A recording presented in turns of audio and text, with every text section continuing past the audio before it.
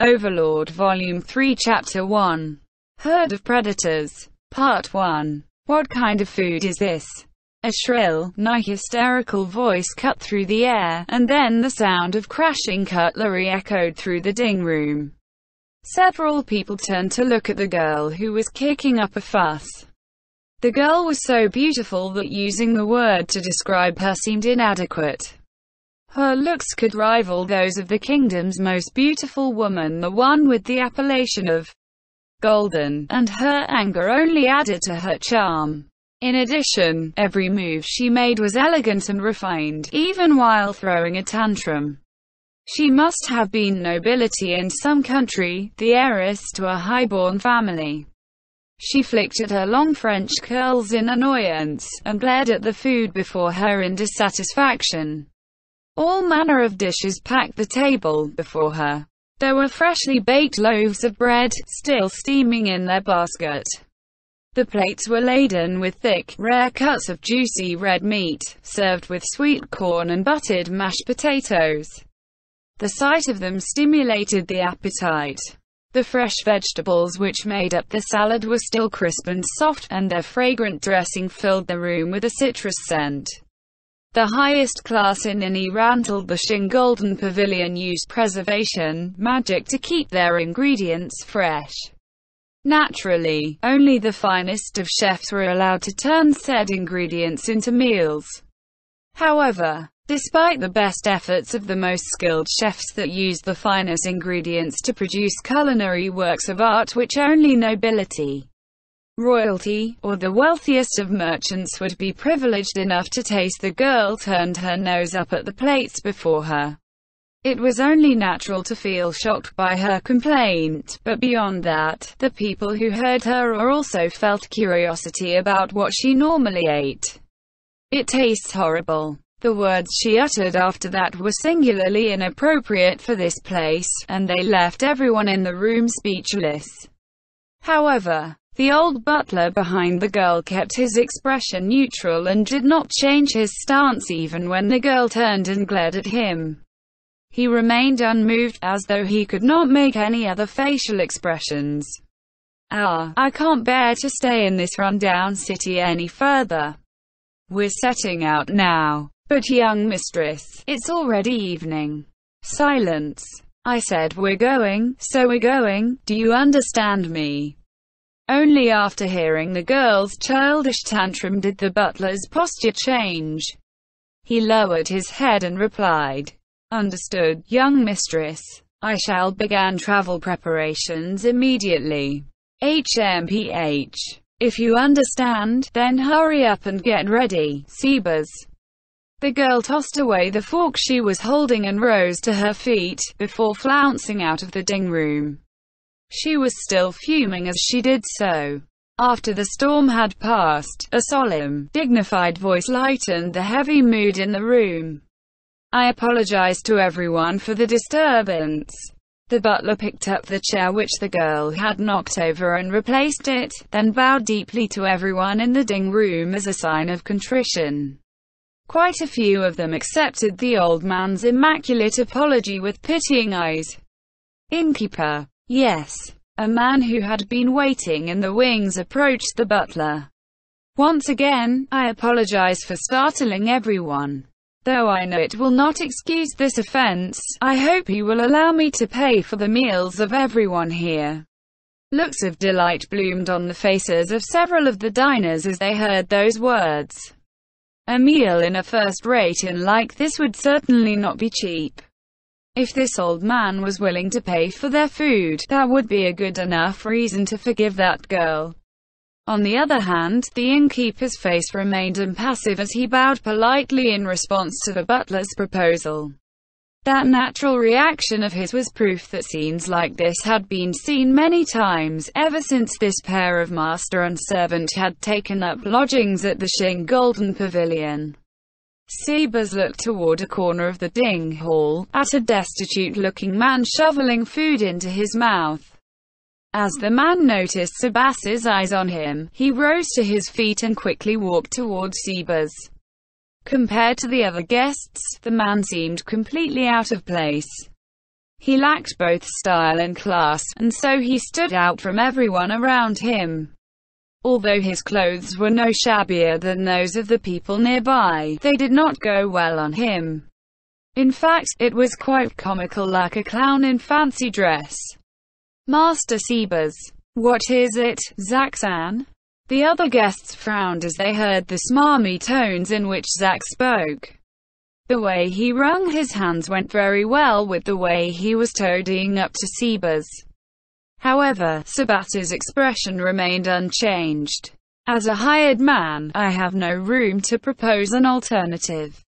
But would it not be better to reconsider the decision to set off immediately? Are you saying you have difficulty driving a wagon at night?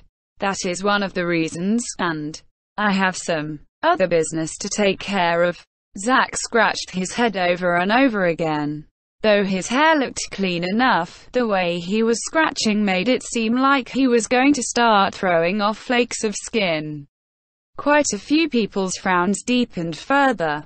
However, whether he had noticed or not, he ended up scratching even harder. However, the young mistress will most likely not accept that suggestion. Or rather, given the young mistress's personality, she will not change her earlier decision. With a steely, unyielding look on his face, Sebas concluded. Therefore, we have no choice but to set out. But Zack's eyes darted around, looking for some other excuse to give. However, he found none, and he grimaced. Of course, we will not be leaving right away. We will need some time to load the young mistress's luggage onto the wagon. During that time, please prepare for our departure. Sebas noted the wily gleam in the eyes of the impoverished-looking man before him as he scrabbled for something to say. However, Sebas did not show any signs that he cared. This was all to cover up the fact that all was going as planned. Then, when will we be leaving? How about 2, maybe 3 hours later? If we leave later than that, the streets will be shrouded in darkness. That is probably the limit. That disgusting, calculative look appeared in the man's eyes again. Sebas once again pretended that he had not noticed it. After licking his lips several times, Zack replied, that should be fine. Excellent. Then, can I ask you to begin preparing right away? As he watched Zack's retreating figure, Sebas waved his hand, as though to clear the air around him. It seemed polluted somehow, and it clung to him. Sebas, his face a mask of neutrality, fought the urge to sigh. Frankly speaking, Sebas had no love for such despicable characters. Perhaps his colleagues Demiurge and Shaltier could derive some minor amusement from these people by treating them like toys, but Sebas did not want to let people like that near himself. There were some shared opinions in the great tomb of Nazarick, such as, everything which does not belong to Nazarick is an inferior life form, and, other than a rare few exceptions, humans and demi-humans are weaklings that must be trampled. Sebas operated by his creator's credo that those who do not save the weak cannot call themselves strong, and thus he had his doubts about those opinions. However, he began to feel that there might be some truth to them when he met wretched individuals like Zack. Good grief. Humans should be an outstanding species. After raising his hand to stroke his neatly trimmed mustache, he turned his thoughts to what he should do next. The plan was going quite well. However, he still needed to confirm the details with his observer. Just as Sebas was thinking about the direction in which he would proceed, he noticed a man approaching him. It must be quite hard on you to have to set out at this time. The person addressing him was a clean-shaven man in his late 40s. His black hair was streaked with white, and due to age and heavy meals, his pot belly was soft and rounded. He was tastefully dressed, in clothes that both reflected his high station and his sense of style. Bardo-san, I presume. Sebas dipped his head in acknowledgement. The man, Bardo, extended a hand to stop him. Ah, no, no, there's no need for such formality. The man called Bardo Lofley was a merchant, who controlled a large portion of the grain trade in this city. For some reason, he had come over and begun speaking to Sebas. The fortress city was a strategic location in war. Bardo was heavily involved in the food trade here, which made him quite a big figure among the city's many merchants. Once one had a fighting force of over 10,000 men, feeding them became a task which consumed great amounts of time and manpower. Therefore, the kingdom's policy on that matter was to march their troops to this city with minimum rations, whereupon they would resupply upon arrival. Therefore, merchants who dealt in food and weapons were quite influential in this place, unlike regular cities. Anyone in Irantal with such power would never chat up someone else simply because they were eating in the same restaurant. Therefore, he must have had some motive for reaching out to Sebas. Still, Sebas had been expecting this. Sebas-san, that person's not a good sort. Is he? Sebas's expression changed for the first time as he smiled while answering courteously. His response implied that he knew exactly who Bardo was referring to. He's not a trustworthy fellow. I have no idea why you would employ someone like him, Sebas-san. Sebas thought quickly, looking for the answer which was most appropriate to the present circumstances. He could not tell the other man the true reasons behind hiring Zack. However, if he said that he had hired Zack because he was a nobody, Sebas would look bad in the eyes of others and their opinions of him would suffer. Although they had decided to leave this city, he wanted to avoid Bardo thinking poorly of him. In the future, they might need to make use of the man. That might be correct, but nobody has sold himself the way he does. Granted, his personality is flawed, but the young mistress appreciates his passion. Bardo smiled uncomfortably, and his opinion of the young mistress in question fell by another notch. She was there for precisely that purpose, so it could not be helped, but Sebas still found it difficult to have her take the blame for this. I fear I have gone too far. I hope you will remove those words from your memory. Though I would still suggest that you try to persuade your mistress otherwise. There might be merit in your words. However, when I think of the young mistress's father, that is to say, the kindness that he showed me, I simply cannot.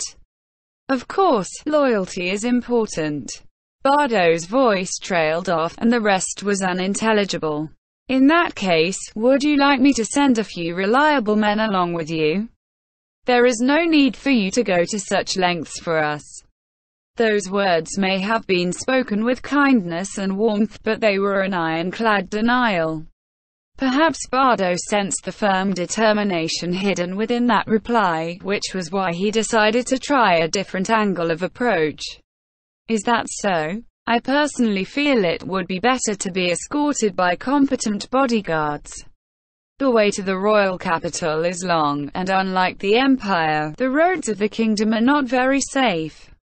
I could recommend some reliable mercenaries. The security of the roads in the kingdom fell to the nobles who owned the land through which those roads passed. In turn, they would collect a toll from travelers. This was the privilege of the nobles, but in truth, it was little more than a means of collecting a road tax, and the security of the roads was riddled through with holes in many places. It was quite common for travelers to meet brigands or sellswords who had turned to banditry while on the road. In an effort to solve this problem, the Golden Princess had worked hard to have the roads patrolled by guardsmen loyal to the crown. However, there were far too few of these patrolmen for the plan to have any effect. In addition, the nobles were worried that their privileges would be infringed upon, and worked to get in the patrolmen's way. In the end, the situation was one where the country could not ensure the safety of its own roads. Therefore, traveling merchants typically hired adventurers or a band of trusted mercenaries to defend themselves. A powerful and prestigious person like Bardo would surely know of well-trained and reliable mercenaries. However, Sebas could not accept his offer. Indeed, you might be right to say so. However, the young mistress does not like having people by her side, and so I am bound to comply with her request as much as possible. Is that so? Bardo was now frowning in an exaggerated manner, a troubled expression on his face. This was how an adult would react in the face of a child throwing a tantrum. I apologize for having to reject your kindness. Please don't say that. In truth, I wanted to do you a favor, with the hopes of building a stronger relationship with you. Sebas and company had lodged in this inn under the backstory of being an heiress and her faithful butler who hailed from a city in some part of the empire. They had then shown the ample purchasing power such a background would merit, in order to see how the people around them would react. The favor Bardo wanted to do was calculated to ingratiate himself with such wealthy people.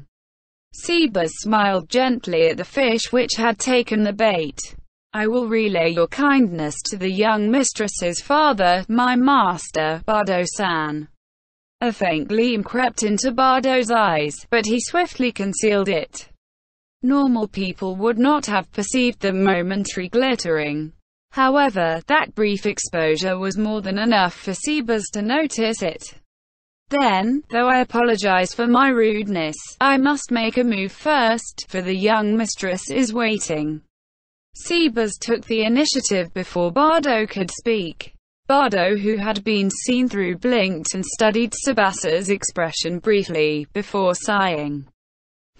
It can't be helped, then. Sebas-san, when you come to this city again, please look for me. I will welcome you warmly. Very well. When the time comes, we will be in your care. As he watched Bardo leave, Sebas muttered to himself. Humans really are a varied bunch. Sebas could sense that Bardo's actions were not purely motivated by personal gain. He was genuinely concerned for the girl and her butler. It was because of people like these, who wanted to help those in need, that he could not bring himself to hate humanity. An unforced smile bloomed on Sebas's face. Sebas knocked several times, announced himself, and then entered the room. Forgive my unsightly conduct from earlier, Sebas-sama. As Sebas closed the door after himself, a bowing girl greeted him. Anyone who had witnessed the scene in the ding room from earlier would probably be stunned, because the girl who greeted him was the selfish, temperamental, tantrum-throwing heiress from just now. She had a serious expression on her face, as though her hysterics from just now had been nothing more than an act. Her attitude was one which a subordinate would use to greet a superior. Her clothes and her face were the same, but it seemed as though she were a completely different person. Another thing was that she had one eye, her left eye, closed. She had not closed that eye while she was in the ding hall. There is no need to apologize. You were simply doing your job. Sebas looked around the luxurious suite. Of course, it was hardly impressive to Sebas, who was in charge of the 9th floor of the Great Tomb of Nazarick. His lack of surprise was simply because it was a poor choice for comparison. From what he could see, there were stacks of luggage in the corner of the room. They were packed and ready for travel, and not by Sebas. The preparations had been completed by the only other person in the room. I'll tidy up the rest. What are you saying, Sebas-sama? How could I possibly inconvenience you any further? The girl who raised her head to answer him was one of the battle maids, Pleiades, Solution Epsilon. Really now? But I am playing the role of your butler now, am I not? There was a mischievous grin on Sebas's wrinkled face. After seeing Sebas's smile, Solution's face changed for the first time, to an uncomfortable smile. Indeed, you are my butler for now. However, I am also your subordinate, Sebas-sama. Well, that's true. Then, as your superior, I shall issue an order to you. Your tasks are complete, and it is my turn to work. Rest here until we set out. Yes.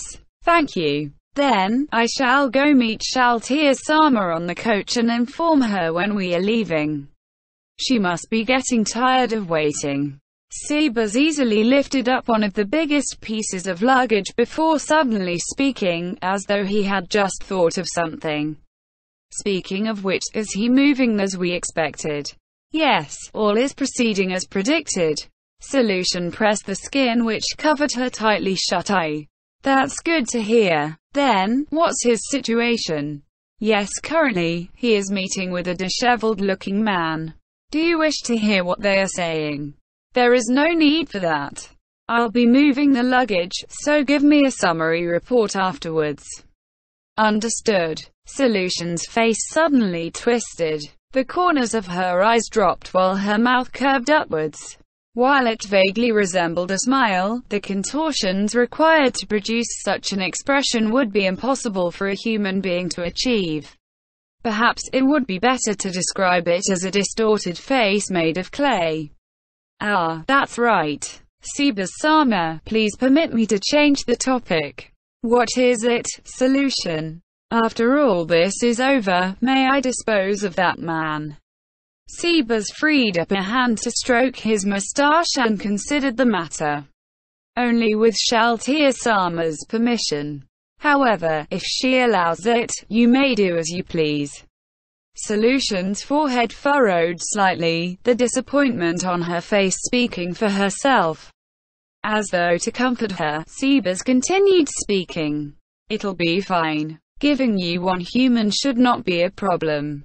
Is that so? I understand. Then, please tell Shaltia-sama that I would like that man, if possible. Solution was all smiles.